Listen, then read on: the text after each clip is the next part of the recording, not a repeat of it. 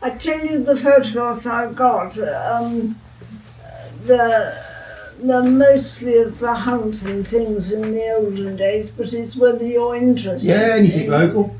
Because I've got the last meet of the Erridge Hunters as the Erridge Hunt. Was that down at Boar's Head? No, it was done at Erridge Park. Oh right, yes, and yes. We were below the ha-ha, and everybody who was in the hunt was in the photograph. Ah. So I've got that. I remember them going to the Boar's Head and meeting down in the pub. Oh yes. Remember that? We most pubs, I think we had a pretty good time. I wouldn't doubt it. The funniest one was the one that's called the Lazy Fox now at Mark Cross. Yes. And I think it was a Boxing Day meet, and we all went there, and suddenly the hounds leapt on a pile of stuff at the back, and they picked up a frozen turkey that had been thrown out. The huntsman was so embarrassed that, they'd done that. But it's... And you said you got photographs of the back here, didn't you? Sorry? I thought you said you had photographs of when they were haymaking as well. Yes, here. I got it, but I haven't been... What are you doing then? You've had nothing to do sitting in the chair. I know, you might think so, but Annie and I started doing it, and they haven't put me down all week. Every time I sit down, they pick me up and take me for a walk or do something. And because Friday is my big day when my boot comes off. Yes. And they're trying to get me fit. And I was right round the garden today, behind the redwood, and down there, and I just really haven't had a moment to. That'll teach you to fall off a horse, won't it? I know. You won't do that again, will and you? I still can't quite understand, even though I've been back there, to see. But it was because the camber was like that, and I think I must have been turning round because we were going back to Erridge. Yeah. And Annie just said I was gone, and so was he on top of me. So that wasn't a very clever thing to do. No. But it was never frightening. That was the funny thing. It was never frightening because I never woke up and I just had the ambulance doctor saying, "How many fingers have I got?" So I never knew anything happening. It's not like you have a horse fall on you in a ditch and you're trying to miss its feet as it goes past your face or stuck in a bog or something. You can be frightened with that, but it wasn't at all like that. I just have happy memories of thinking I was going for a beautiful ride in Lord Gibson's woods. That's it. So there you go. But you've been riding all your life, I assume. Since a child, I went like every other horse-crazy child about once every 6 weeks and came home and saved up for the other, right. For the next ride. Yes. But I never had my own horse until I was 25. Okay. And he was 20. He was an ex-polo pony from Midhurst. Yeah. Cowdrey. Cowdrey. And he'd been retired and sent to riding school, and he hated being at the riding school. And at that time I was in France nursing, and I was offered it when I came home on holiday. So I the moment I landed in Crowborough, I was off fetching him, and so I had to wait a decent time, before I ever actually had my own. But like lots of children, you see loads of children just ride once a fortnight or what, and now it is £45 for 3/4 an hour. I cannot believe it.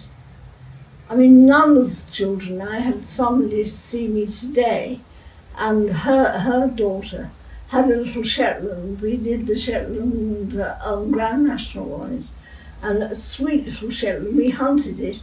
We never understood how it got the other side of anything, but it did. It was always there.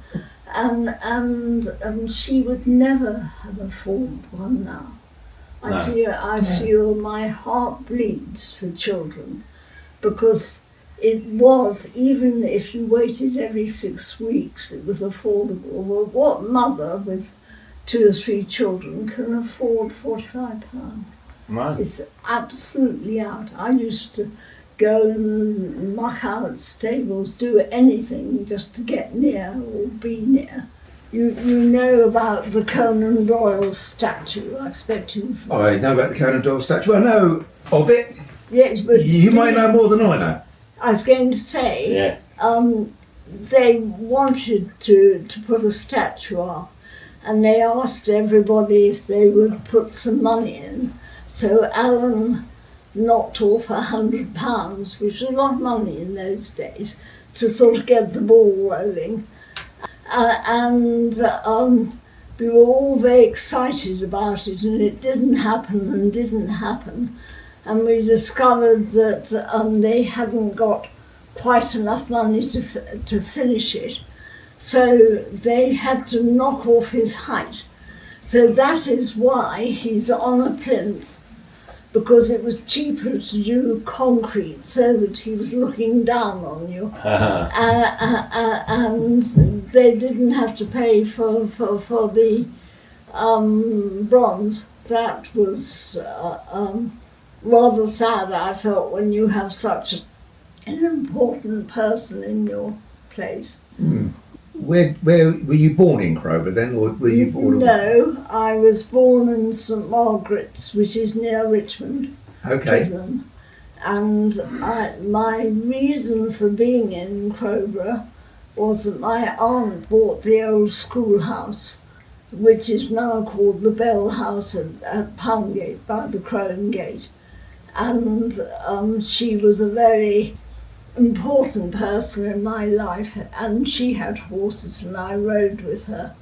And that was how I met Alan, because he was my uncle's doctor. And where I rode a bit with him before I went to France. I went to France in 1959 to nurse at the American hospital. And I knew him then that he was Alan's doctor, and he used to borrow Valerie Delbert's horse, which was a wild thing, and ride with me with my little polo pony. We used to go on the forest and everything. And anyway, I had to go to France. My uncle died while I was in France. So my aunt decided to move to Scotland. So I was supposed to come back and work as a midwife at Crowborough Hospital. And of course I came back to know I was going to keep her company. And so suddenly I hadn't got a roof over my head. And Miss Tottenham, who was a distant cousin, lived at the top of Church Road. I didn't know that. But anyway, my aunt organised it all, that I had the minutest flat. Bijou put it rather wildly. I had sort of under an eave, a cooker in my bedroom, which was supposed to be my sitting room. I was supposed to have a cooker in my sitting room. I thought it was much nicer to cook my breakfast from the end of my bed than from in the sitting room, and the most tiny sitting room ever. But I was on night duty, so it really didn't matter, because I was, and it was affordable. Yeah. And I had a bicycle, and I could cycle down to my horse that was then at Mr. Monkton's farm, which is now, it's not called Badger's Close, it's something in Myrtle Road.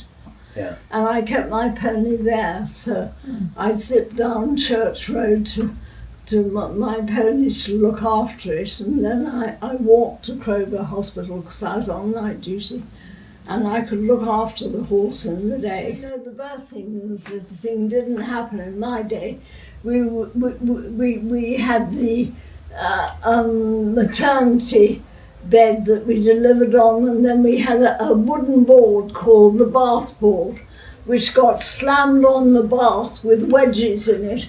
And if you hadn't made the proper one, you were taken there on the mattress and you had your baby there. I think I came back late, 59, and then started at Crowborough. And I know I was there up until I got married in 1960. But anyway, it was... No, it was very old-fashioned in those days, and we had a second. The sister on the general end had to be midwife, so that if I needed a second hand, there had to be. But I was midwifing there right up until I got married, and then I did. It was all very hush-hush because Crowborough was a bit like this, and nobody knew. And when I told the matron, she was quite shocked, and she said, "Oh, but what about our holidays?" And I was just starry-eyed thinking about getting married. I hadn't thought of our holidays. So I had to go back to work. Dr. Walters, his wife, looked after the phone for me, and I had to go back just to let them all have their holidays. So it was quite a time. And then you said that Alan set up Saxonbury, didn't you? Did he? Yes. My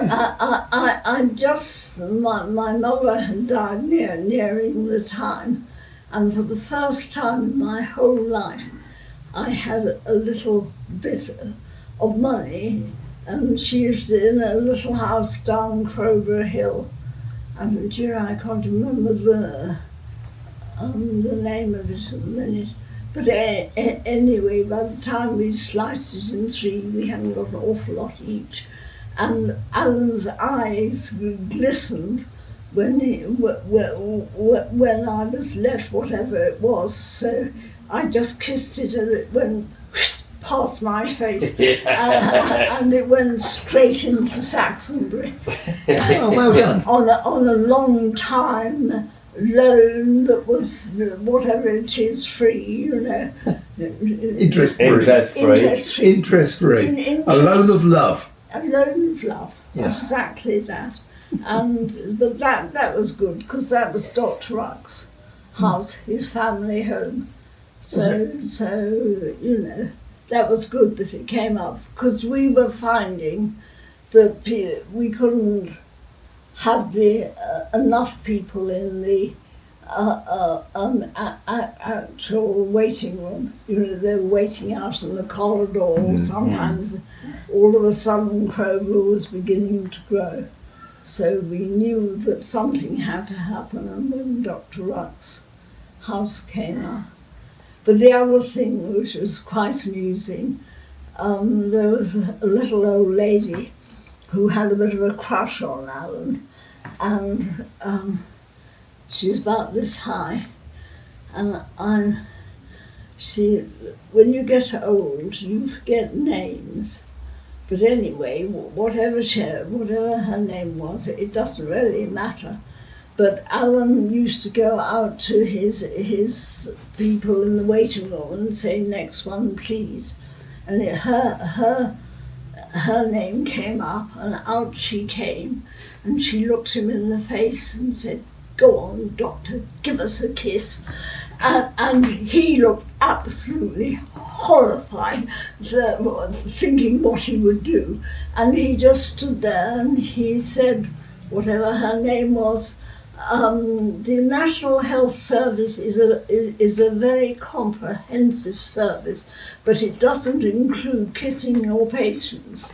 And in he went, and everybody in the waiting room were absolutely bursting with laughter. Excellent. But he was so sweet. Oh dear. We had some very interesting newspaper correspondents living in Crowborough at that time. And I'm trying to think of his name, in the Clock House. Alan had one of them as a patient, and of course they were always there because they wanted a specialised drug yesterday because they were being sent to the front. And so he had a very happy relationship with this journalist, and when we got married, he actually gave us a bag. Alan was always talking about America and the redwood trees and things, you know, he's always wanting to go there. And this journalist gave him a bag of redwood seed when we got married. And I've got one in the garden that was grown from seed from there, and it's 60 years old now. So what year did you move into this house then? The house was 1983. Oh, okay. We built it. Oh, okay. But we lived at Pilmer House behind us, which is now called Willett's House, because of course all these fields are Willett's fields. Did you know? I did know that, yes, actually, yeah. Yes, and Willett's Cross. Willett's Cross, yes. Yes. Yeah. And these were... A lot of people don't know that either, do they? Sorry? A lot of people don't know about Willett's Cross. No. When people bought our house, I said I'm not going to change everything because our stamp says Pilmer House. Yeah. Everything says Pilmer House, and I'm going to have to ring up 10,000 people.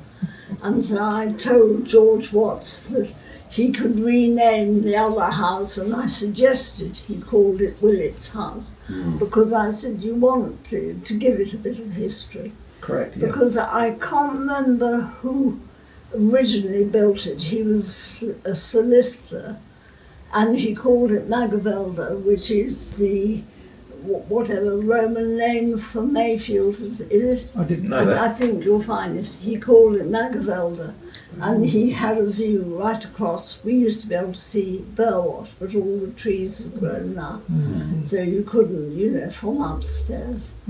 But that was called Magavelde, and my father-in-law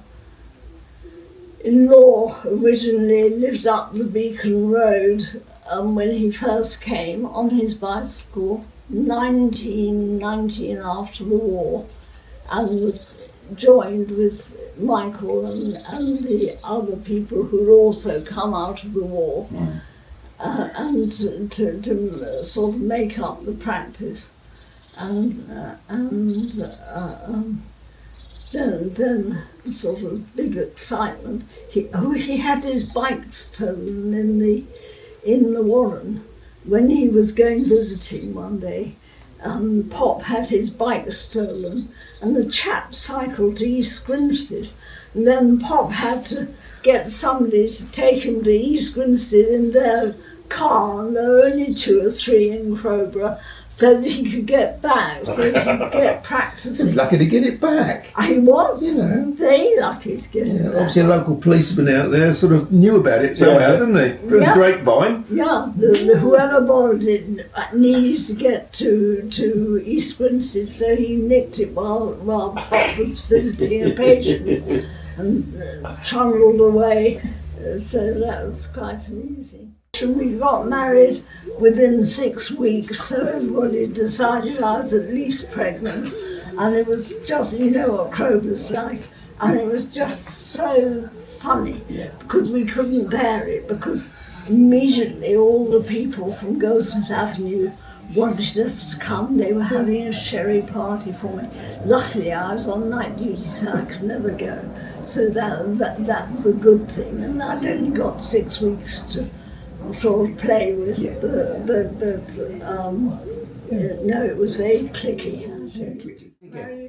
Why did you end up in France nursing? Because but just because it had been, I'd finished all my different trainings and everything, and of course after the war everybody wanted to go abroad, and of course I wanted. I was up there with the girls, and the only way I could get to France, a work permit, was to be a nurse. And there were two hospitals, the American hospital and the British hospital, that I could work at. They both paid the same wage, which was something like £20 a month, if that. But the American hospital gave you breakfast and lunch, roof over your head, and the British hospital gave you, I think they gave you a roof over your head, but not your breakfast and lunch or something. And so I had to choose where my food was, for it being important. And I was there for a whole year. Very interesting, working with top French obstetricians and things. And I met Prince Rainier there. His mother was in a private room at the end of our maternity ward. She's very elderly and a lovely person. And he used to come up in the lift with us, and he was a very sweet, charming man. But otherwise, I just, and it really didn't do anything for your soul very much, because you learnt all your French was bottoms and babies and all this stuff. And so when you went out with some boy from the university, your vocabulary was pretty poor. But we had a good time. I drove all the way from Crowborough. I stayed the night before with my aunt at Palmgate, drove to Lymm Airport, boxed my 1931 baby Austin, and took it up. And I'd done a rebore the day before, about 2 days or 3 days before I went. I'd done with the Baby Austin Club. I'd done a rebore. You'd rebored the engine. Yes. Is that what you're telling me? Yes. Sorry. You'd had it rebored at the garage. I did it with the Baby Austin Club. They all had all the gear there, and I used to go down to Isleworth and do it. And I did it, but I didn't finish it. And then I had to go up the Bath Road, the A360, to get the first 100 miles, because you had to do the first 100 miles, didn't you? I was going up and down there. My father kept having a fit, thinking he'd never see me again in my life. And then I took off with all my nursing uniform flapping in the back, and took off to Auntie Mary, got to Crowborough, okay, and then took from here to Lymm with my, you had the AA papers in those days, and you flip it over and then you read the next bit and then you flip it over. And I did that all the way to Lymm, and then when I landed in Le Touquet, I then had to do it all the way to Paris. And I got about 10 miles outside Paris, and one of my bolts went. And I broke down, and I thought, this is it. I'm in the middle of the wood. I'm only me, and I got next to no money, and I was thinking, how can I do it? And a sweet girl came by in a car who had been an au pair in England, and she towed me to the garage, and they told me where to go for the absolutely disgustingly cheap overnight bed, and they did it for me overnight, and then I continued the next day and got into Paris, and I had that baby Austin all my year in Paris, and then we went to the south of France with my sister and another friend for nearly a fortnight. we had X amount of money. I think we allowed ourselves £1 a day or something each. You know, we had it in the pot, and if the food was there, if the money was there, we ate, and if not, we didn't. And we did 3 in a bed, top and tail all the time. It was crazy, but you're crazy at that age, aren't you? I mean, you just go and Obviously. you do it, and you don't think about it at the time. And I got back just in time. That was, I'm thinking, I didn't do, I tell a lie. I bought a Peugeot for £40 in Paris from the physio, left my car there, and because there were 3 of us, and it was this Peugeot that we drove round the south of France, and I sold it to the physio when I got back, and it was my airfare. So you know, if I hadn't sold it, I would have been in big schmut. But you know, as I say, when you're young, you don't think these things, do you? And I say, and then I came back, and I was night nurse at Crowborough for almost a year. Yeah. We got married in October the 8th. So I did January till October with the maternity there. And it was really nice. Crowborough Hospital was lovely and very good for you, because I've been district in Port Slade. I've been, I did my first part midwifery. I'm thinking, I tell you where, Cookfield. And I did district in Port Slade. But Crowborough was an amazingly good hospital. And you had to be absolutely on your toes, because you knew that if you were calling a doctor from Utfield, and we used to have one who lived almost on the A22, so you knew that was going to be a good call for an hour. Or you had them from different parts. You know, the doctors used to come in from the different areas for the people to have babies, so you knew the next 20 to half an hour, which is vital when you're, you know, delivering a baby. It was your bag, and you had to, you know, own that and have it. So it was very important that I wouldn't have enjoyed doing it if I hadn't had the experience everywhere.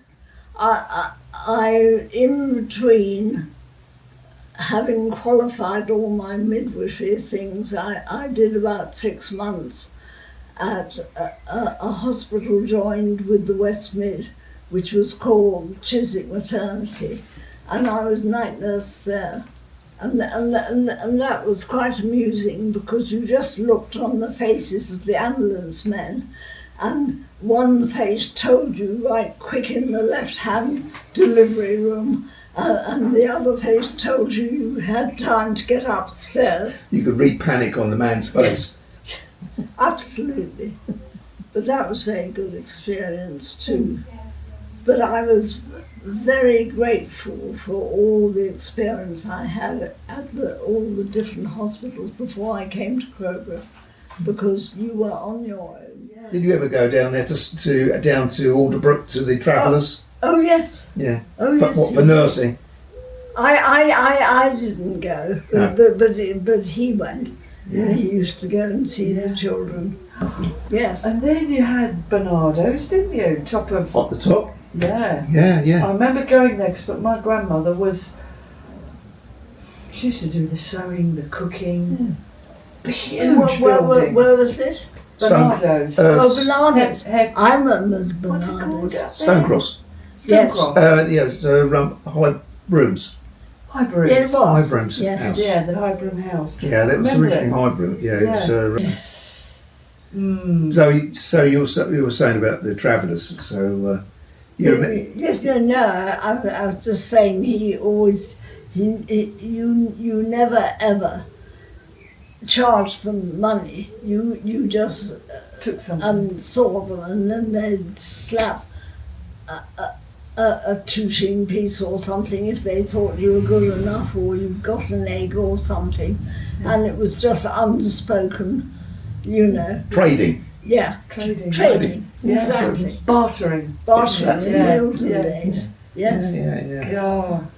So you were saying I about... think who built this house first, because it was rather sweet, because he went in to see Alan medically, and at the end of his consultation he said, "Now, doctor, what are you doing about building your house?" And Alan said, "Oh, well, I've seen what I want, and we're going to build in the top paddock." And he said, "Well, can I build it for you?" And we never had another quote or anything. It just happened. And it was so lovely. It was such a happy build. I said, everything's got to come from Crowborough. We don't want any fancy. I mean, we had to go to Lewis because the person doing the units went bust. And so he couldn't finish our quote. So we'd only got the tops, and we had to go to Texas or something and go and get an off-the-peg thing, and it was just fun. And I had whatever colour unit he could find for the utility room, and nothing mattered much like that. No, main thing get it finished, get moved in, get it finished. It was just lovely. It sort of happened. And it was so nice. And the undertaker, Paul Bysath, gave us the house name on a lovely piece of sandstone, which was beautiful. And the gates were made. That's why I'm going to try and see if I'm going to ask Robert if he can do the bottom slat, because the gates were made by a very nice young man. I'm trying to think of the firm. If you go through Uckfield and you want to go out on the A22, he's on the right-hand side before you hit the A22, the other side of the pub. Yes, just off the beaten track a little bit. Yes. There's a wood merchant just in there. Siggs and Sons. Siggs and Sons, and I think his son or his nephew, his wife was dying, a young girl of cancer, and he wanted to give him something to take his mind off it, so he gave him my gates to make. Excellent. And so I'm always loving them because it was made by him, helping him get out of a horrible hole. And so I'm just hoping they last me out. Yeah, of course they will. So there we go. Wasn't Peter Ellin who built the house, was it? Yes, it was. Exactly that. Peter Ellin. He's such a nice man. He's a very nice man. We had such a party here. Excellent. When we moved in, every single person whether they were sweeping floors or anything, they all came with their girlfriends and boyfriends, and we all had a lovely party here, just to christen it. And when my young came, they said, "Well, we like your new house, but it needs us to go through it and wipe our boots and things so that it looks homely, it looks too new." Because they always loved my old house, because it was always open house. Look, thank you very much indeed. Not at all. Absolute pleasure.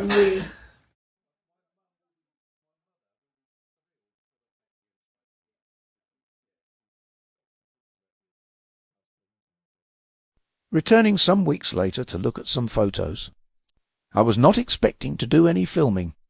I hadn't taken my camera with me, so I improvised with my phone. This one here? Yes, was when we won the riding club, the area riding club teams of 3. Okay. And I'm the nearest, and then Mrs. Douglas from Pine Tree Farm Okay. was in the middle, and Mrs. Forsyth from Friars Gate Farm Okay. was the other one, and we went on and won it in London. So it was quite Quite an achievement. quite nice for Tunbridge Wells Riding Club. And this one is family, so it's your husband The family out. and your 2 kids. Yes, Really nice. it's quite a nice sort Yeah, it's a nice photo, that one. of family. And then this one we said was at This was at the Hare at Langton Green. Green. On the green. Yeah. Yes, it was just to meet there Okay. because I don't know what it Would that have been the Eridge Hunt then? Yes, it would. That's what I assumed Yes. it was, yeah. Yes. And this one you said was, This was Highhurst Wood. yeah, I can't see what year it is. 74 I think is written on it. 74. And And I was a governor there for years and did first aid, taught all the children first aid and things. Lovely. Okay. Oh, you remember this one, but this is... This is a memorial when it was first built on the forest. Yeah, for the airmen, yeah. That was how, when we went, we were one of the first people. We used to carry the thing of flowers, the poppies, on horseback across the forest down there. And then we would have a radio. And somebody on foot would bring a radio and we'd have a little service, and that was the whole of us. At that time. I think there was, I can't remember who the baker was in Southview Road. Was Raccu's at one point. Raccu's, yes. And Mr. Raccu was the person who organised it. Was he?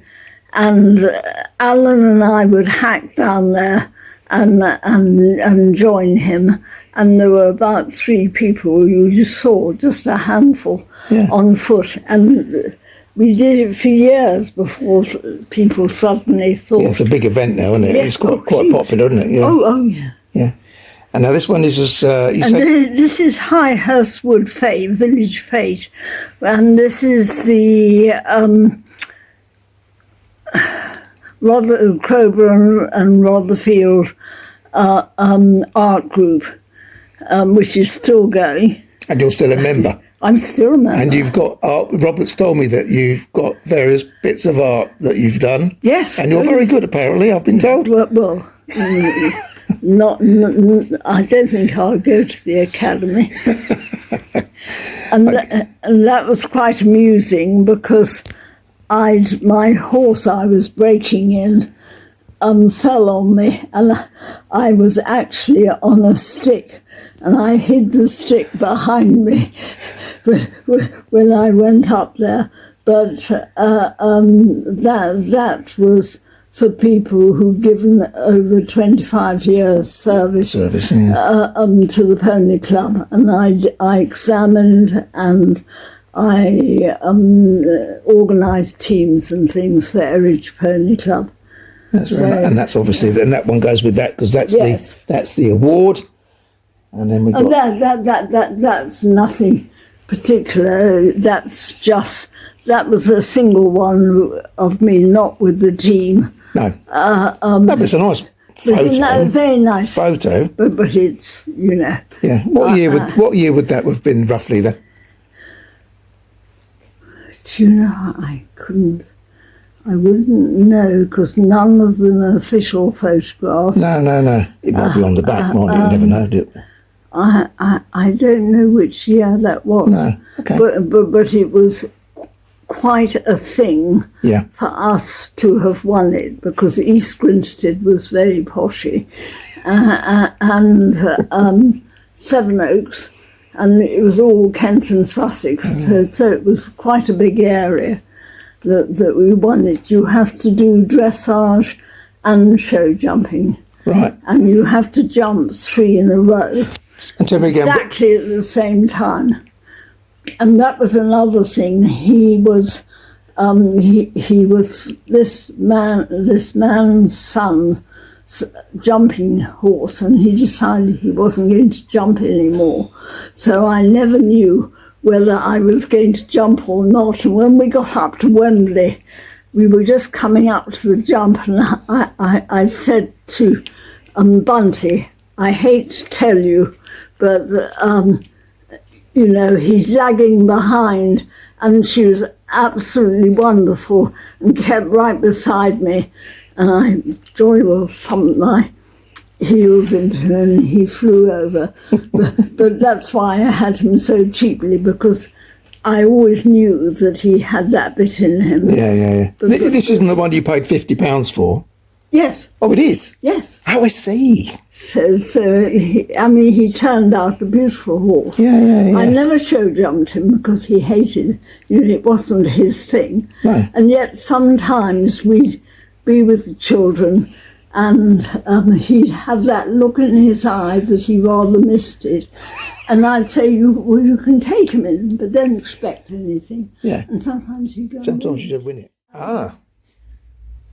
I was the first person to, with the Tunbridge Wells Wiesbaden competition. Okay. And that was we started, whatever year that says on it, 1984, I think. Correct. And we've been going there since 36 years is this. Next year we host it here in Tunbridge Wells, and it will be our 36th competition. So that's done very well to last. And when we first went there, we had 9 different countries competing. 9? 9. And we came home with, I think, all but 1 prize or something. We didn't think we'd ever be invited again, but it was just luck, because you're sat on a horse you've never seen in your life, and you're given 5 minutes. 3, you sit and you make friends with your horse. And the other 5, you can, it's pretty important to know whether your horse stops or not. So you make sure that it will stop, because you have to go up the centre line and 3 of you stop in a row. And then also you have to reverse. And lots of horses don't like that. And so in your 5 minutes, you did all this, and then you just went in the arena and performed. So it was a very, very good test of riding, and I took my team out there, and that's them with Deirdre Robinson, who was a very good dressage rider who coached us all over. I've got their names in the magazine, the different ones, and when you've got the photograph, I'll tell you which one is who. Okay. That was with the Mayor of Tunbridge Wells when we came back and handed him the picture we'd been given from Wiesbaden. Everything, but it goes and it really rocks, there, and the mayors always enjoy it. They never give us a penny. We have to make a fortune to do it. I don't think the girls then leave everything to the last minute. I think they've done anything about it, but I'm not in charge.